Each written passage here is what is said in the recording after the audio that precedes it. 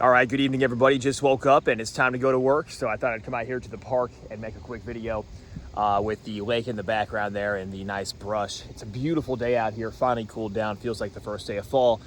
And we are out here at Fletcher's Restaurant and Tap. There's the restaurant up there and the entire 2 mile plus park that I usually walk on when I'm making videos for you guys.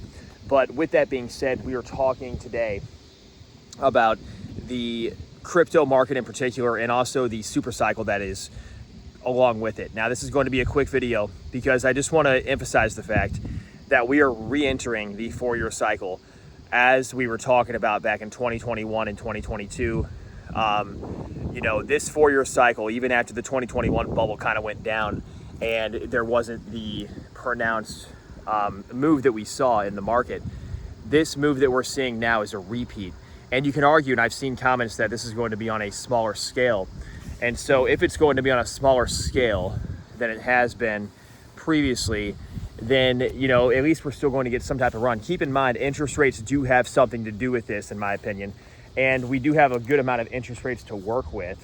In terms of the interest rates we do have, we have 5 percentage points basically. We can go up or down on the interest rates. And if we do go down on the interest rates, then that's going to help out the liquidity situation in the market. So with that being said, keeping these things in mind, you have to factor in what your own risk tolerance is, obviously your own investing goals. But if you're looking at, investing in something like this, investing in Bitcoin, investing in Ethereum, investing in XRP, like I've had so many people tell me they're invested in, you have to remember that your risk is substantial and your opportunity is substantial as well. You will be compensated for the risk you take in the fact that if a move does happen in the market, then that move could result in your portfolio going up a lot more than somebody else's because you're taking that risk. Now, if you don't take that risk, then there's no chance of that happening, right? So that's your compensation, is the risk itself, because the risk is your opportunity. The volatility is your opportunity, right? So as we enter this 4-year super cycle once again, and the sunset is kind of fading in the background, I don't know if you can really see it. It's not as pronounced tonight, but it's been a nice cloudy day here, finally cooling off. And as we enter 2026 and beyond, the end of this year, last 5 months, second half, keep in mind there's going to be a big move in crypto, a big move in blockchain. I think we're going to see moves that we haven't seen in quite a while.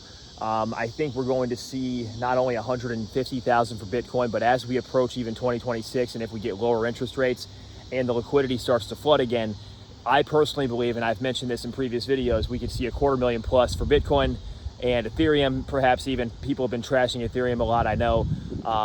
We'll see what happens. XRP, what is it? There's always Dogecoin, of course, right? The meme coins. Those will always take off later on in the cycle. We're going to see those work out favorably here later on. But let me know what you guys think in the comments down below. Tomorrow's Friday, and then the market's closed for the weekend. So we have one more day.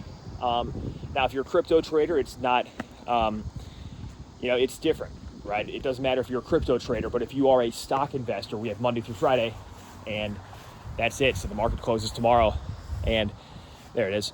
But for crypto guys, it's not just crypto though. I do believe all of this kind of floods over into the stock market. And one thing that we have seen is that small caps have underperformed. Small caps, in my personal opinion, will go back up.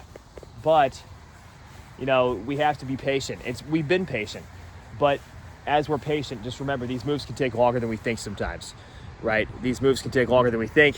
And as such, we have to remember that, patience is the name of the game. So with that being said, I want to thank you all for tuning into this video, and I got to get to work. So I'll talk to you all later on, maybe in the morning, and take care, everybody.